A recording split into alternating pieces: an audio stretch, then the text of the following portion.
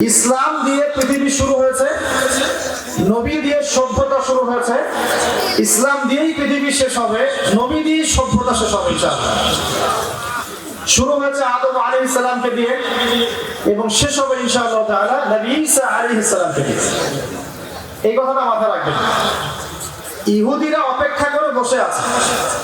কিসের অপেক্ষায় বসে আছে? সব ইহুদি না অবশ্য, যারা জালেম জায়নিস্ট বদ এরা অপেক্ষা করে বসে আছে যে শেষ জামানায় তাদের একজন মাসিহ আসবে। কি আসবে? মাসিহ মানে ত্রাণকর্তা, উদ্ধারকর্তা। যেই মাসিহ আসলে পরে তারা সারা বিশ্বটাকে শাসন করবে এই জেরুজালেম থেকে। কোন জায়গা থেকে? নাম শুনছেন? কোন দিকে এটা? ইসরায়েল। ইসরায়েলে না, এটা ফিলিস্তিনে। কার? এই জায়গার মালিক কে? এই জায়গার মালিক আমরা। এটা আমাদের জায়গা। 3টা মসজিদ আপনি সফর করবেন সওয়াবের আশায়। তার সবচেয়ে শ্রেষ্ঠ মসজিদ হারাম মানে মক্কায়। 1 রাকাত নামাজ পড়বেন, 1 লক্ষ রাকাত নামাজের সওয়াব হবে ইনশাআল্লাহ। 2 নাম্বার মদিনা, 1 রাকাত নামাজ পড়বেন, 1000 রাকাত নামাজের নেকি হবে ইনশাআল্লাহ। 3 নাম্বার কি? এই যে আকসা, আমরা তো ভুলেই গেছি। আকসা আমাদের, আকসা কাদের? তারা দখল করে নিয়েছে। আচ্ছা নেক্সট, দখল করেছে আমাদের কারণেই, আমাদের দুর্বলতার কারণে। কিন্তু এই ভোগ দখল চূড়ান্ত হবে না, কারণ তারা অপেক্ষা করছে একজন মাসিহের জন্য, যেই মাসিহ আসলে পরে তারা জেরুজালেম থেকে বিশ্ব শাসন করবে। এখন কিন্তু বিশ্বের বড় বড় ডিপার্টমেন্টগুলো ওরা শাসন করে। খেয়াল করেছেন কি? আপনি যে প্রযুক্তি ব্যবহার করেন এগুলোর চাবিকাঠি ওদের হাতে। আপনি যে অর্থনৈতিক সিস্টেমটা ফলো করেন, ব্যাংকিং সিস্টেমগুলোর কথাই বলছি, এর মূল সূত্র কিন্তু ওদের হাতে, সুতা ওদের হাতে লাটাই। ইভেন আমরা যে পলিটিক্যাল সিস্টেমগুলো ফলো করি না, এগুলো তন্ত্রমন্ত্র ওরাই দিয়েছে। যে মিডিয়াগুলো আছে বিশ্বে বড় বড়, সবকিছু ওদের হাতে। ফাইন্যান্স বলে, ফাইন্যান্স মানে বাণিজ্য, ট্রেড, এগুলো ওদের হাতে। বিশ্বের বড় বড় সেক্টরগুলো ওরা শাসন করছে, এটা সত্য। আরেকটা মারাত্মক কথা হচ্ছে, বিশ্বকে শাসন করতে হলে কিছু অস্ত্র লাগে। কি লাগে? অস্ত্র শস্ত্র ছাড়া হবে না। একটা দেশের সাথে একটা দেশের মনে করেন খারাপ সম্পর্ক, এখন একটা দেশের কাছে আছে দাকুরাল, আর একটা কাছে আছে পারমাণবিক অস্ত্র। কে জিতবে? যার কাছে যত ভারী অস্ত্র আছে, শক্তিশালী, তার দাপট তত বেশি। তো এইসব বড় বড় মারণাস্ত্রগুলো, যেগুলোকে আমরা বলি নিউক্লিয়ার ওয়েপন্স অথবা বলি থার্মোনিউক্লিয়ার ওয়েপন্স, এগুলো ওদের হাতে। মাসিহ আসলে পরে তারা বিশ্ব শাসন করবে, এটা ওদের যে তালমুদ এই গ্রন্থের মধ্যে লেখা আছে। এবং তারা মনে করে যে এই দাজ্জালই হচ্ছে মাসিহ, তারা মনে করে। আর আমরা জানি হাদিস থেকে এই দাজ্জাল সত্যিকারের মাসিহ নয়। সত্যিকারের মাসিহ কে? ঈসা আলাইহিস সালাম। আল্লাহ পাক ঈসা আলাইহিস সালামের হাতে এই মিথ্যা মাসিহকে মেরে ফেলবেন প্যালেস্টাইনের বাবেলুদ নামক জায়গায়। কোন জায়গা? বাবেলুদ, হাদিসে বর্ণিত আছে। এবং তাকে মারার পরে নবী ঈসা আলাইহিস সালাম সেখান থেকে পুরো বিশ্বে আবার ইসলামিক একটা খেলাফা কায়েম করবেন ইনশাআল্লাহ তাআলা। এটা হচ্ছে ইসলামের গন্তব্য, এটা হবেই। পৃথিবীর যত পরাশক্তিগুলো আছে এরা সবাই যদি ঐক্যবদ্ধ হয়ে যায় এবং এই ভবিষ্যৎ বাণীটাকে মুছে ফেলতে চায়, কশ্চিনকালেও সফল হবে না ইনশাআল্লাহ। কারণ এটা বলেছেন কে? স্বয়ং আল্লাহ এবং তার রাসূল মুহাম্মদ সাল্লাল্লাহু আলাইহি ওয়াসাল্লাম। এটা আমাদের গন্তব্য, এটা সুসংবাদ দিয়ে শুরু করলাম। এখন আল্লাহ পাক আমাদেরকে বলছেন, হে মুমিনরা, তোমরা আল্লাহকে ভয় করো। ঈমানদার কারা বোঝাতে গিয়ে হাদিসে জিবরিল আসছে। জিবরাইল আলাইহিস সালাম এসেছেন, জিজ্ঞাসা করতেন ইসলাম কাকে বলে। নবীজি বলছেন আগে কালিমা, তারপরে সালাত। তো সালাতের কথা বলতে গিয়ে ওখানে চলে গিয়েছিলাম। আমরা যদি ইসলামের বিজয় দেখতে চাই তাহলে সবাইকে 5 ওয়াক্ত নামাজ পড়তে হবে। রাজি আছেন তো? আজকে থেকে 5 ওয়াক্ত নামাজ ছাড়বেন? স্পেশালি যুবক ভাই যারা আছো, তোমাদের তারুণ্য আছে, রক্তের উদ্যম আছে, তোমরা চাইলে অনেক কিছুই করতে পারো। অনেক বার্ধক্যে উপনীত হওয়া মানুষ নামাজ পড়তে চায় কিন্তু করতে পারে না। তরুণদের কাছে আল্লাহ পাক সুযোগ দিয়েছেন। আর ইসলামের বিরোধী শক্তি যারা আছে তারা খুব ভালো করেই জানে কিন্তু যে ইসলামের বিজয়ে সবচেয়ে বড় ভূমিকা রাখতে পারে তরুণ সমাজ, যুবক সমাজ, যুব সমাজ, তরুণ প্রজন্ম। এ কারণেই তো দেখবেন তরুণ প্রজন্মকে তাদের উদ্দেশ্য থেকে সরিয়ে দেওয়ার জন্য তারা আপনার সামনে অনেক টোপ দিয়ে দিয়েছে। দেখাবো তো কয়েকটা। এক নম্বর টোপ দিয়েছে মেয়ে নারী জাতি, মেয়েদেরকে বেপরদা করে তোমার সামনে উপস্থাপন করে দিয়েছে, ফ্রি মিক্সিং। এখন তুমি আর ইমান ধরে রাখতে পারছো না। এটা পরিকল্পিত ছিল, কারণ আল্লাহ পাক বলেছেন যুজ্জিনা লিন-নাস হুব্বুশ শাহাওয়াতি মিনান নিসা। মানুষের জন্য সবচেয়ে যে আকর্ষণীয় বিষয়গুলো তার মধ্যে এক নাম্বার হচ্ছে মহিলা, মানে মেয়ে, নারী জাতি। এটা আমাদের কাছে সবচেয়ে আকর্ষণীয়। আল্লাহ পাকের সবচেয়ে সুন্দর সৃষ্টিকে মানুষ না, মানুষের মধ্যে আল্লাহ পাকের সবচেয়ে শ্রেষ্ঠ সৃষ্টিকে নারী জাতি। আল্লাহ পাক তাদেরকে সুন্দর করে সৃষ্টি করেছে, তাই না কি? এই কারণে পুরুষদের সবচেয়ে আকর্ষণের জায়গা কোনটা? নারী জাতি। এই কারণে মেয়েদেরকে বেপরদা করে তোমার সামনে ছেড়ে দেওয়া হয়েছে। জেনা বেড়েছে, ব্যভিচার বেড়েছে, ফ্রি মিক্সিং বেড়েছে, ধর্ষণ বেড়েছে, এই যে হারাম প্রেমের সম্পর্কগুলো বেড়েছে। যুবকেরা তাদের জীবনের উদ্দেশ্য ভুলে গেছে। আমার কথা কি বুঝতে পারছেন? আচ্ছা, এটা এক নাম্বার। দুই, মাদক। যুবকদের সামনে মাদকের সহজলভ্যতা। চাইলেই হাত বাড়ালেই মাদক, হাত বাড়ালেই ইয়াবা, হাত বাড়ালেই ফেন্সিডিল, হাত বাড়ালেই হেরোইন, তাই না? কথা শিখাবে ঠিক? যদি কেউ চায় যে আমি আজকে রাত্রে মাদক খাবো, সে পারবে? হাত বাড়ালেই পারবে। এখনকার সমাজ এমন, যদি কেউ চায় যে আজকের রাত্রে আমি পতিতালয়ে গিয়ে রাত কাটাবো, সে পারবে? 500 টাকা 1000 টাকার বিনিময়ে মানুষ এখন জেনা করতে পারে, পারবে? 5 টাকা 10 টাকা 50 100 টাকা দিয়ে মানুষ এখন ইয়াবা কিনে খেতে পারে। আর যারা সীমান্তবর্তী অঞ্চলে আছেন তারাও ভালো জানেন আমার কথা কতটুকু সত্য, কতটুকু মিথ্যা। যুবকদের সামনে মাদক এমনি দেওয়া হয় নাই। উদ্দেশ্য কি? তোমার দ্বারা ইসলামের বিজয় সম্ভব ছিল। মাদক সেবন করাই তোমাকে সরাই দিয়েছে ওই রাস্তা থেকে।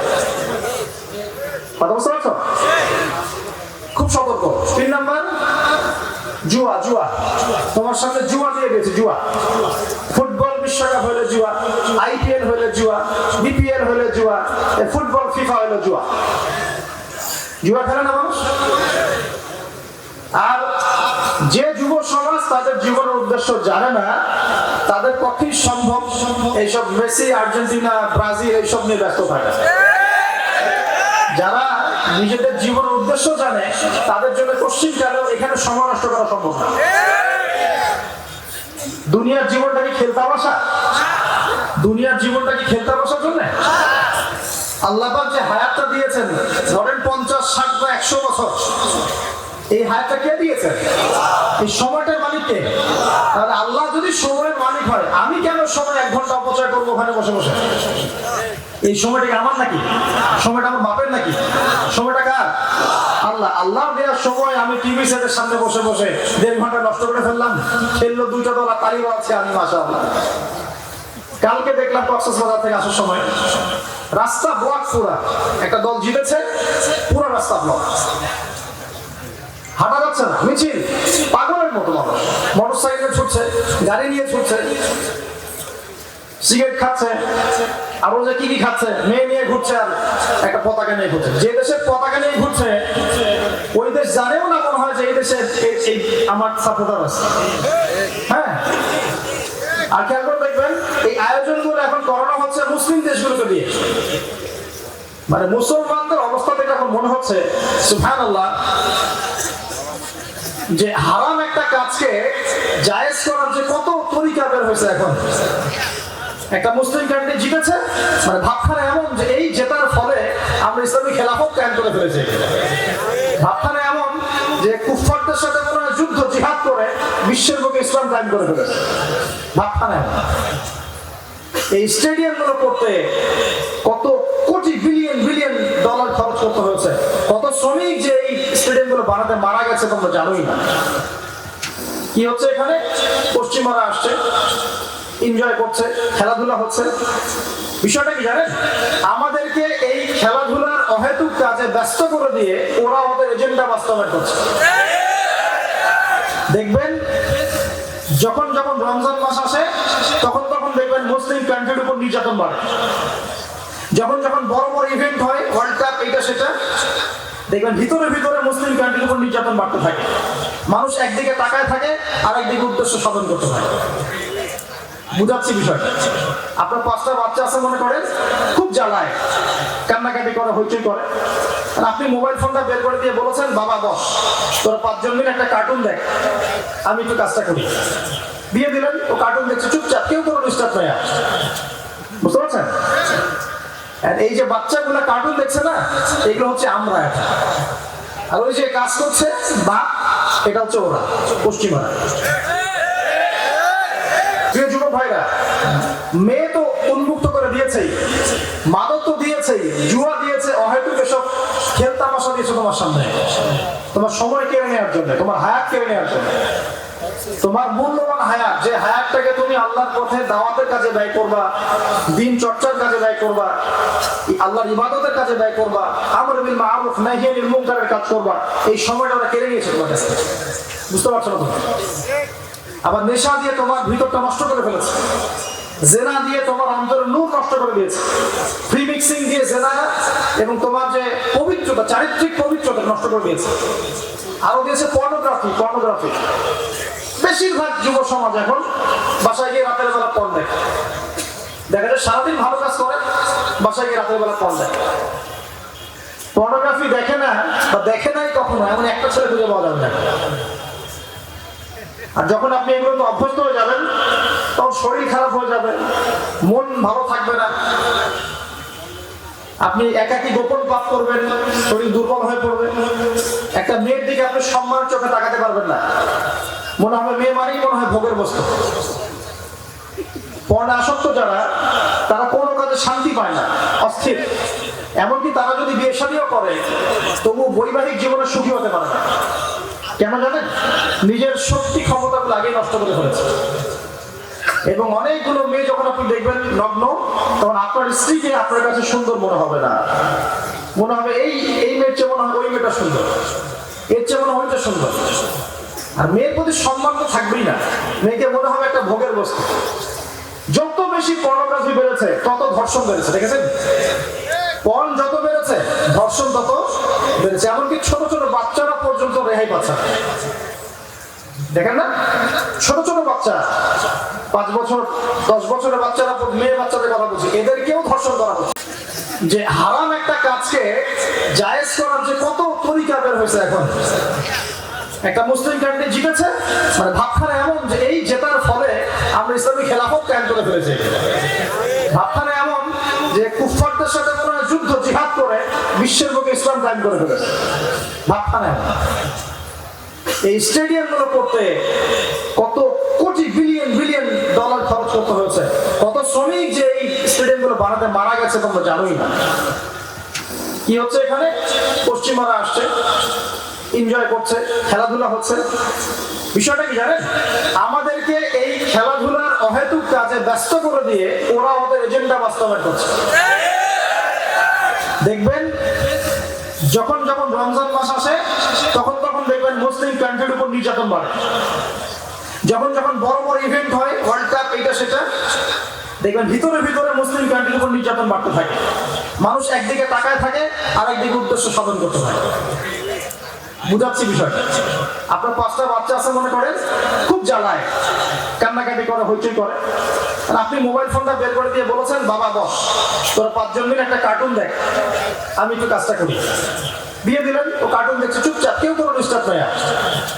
বুঝতে পারছেন? আর এই যে বাচ্চাগুলো কার্টুন দেখছে না, এগুলো হচ্ছে আমরা এটা, আর ওই যে কাজ করছে বা এটা হচ্ছে ওরা, পশ্চিমারা।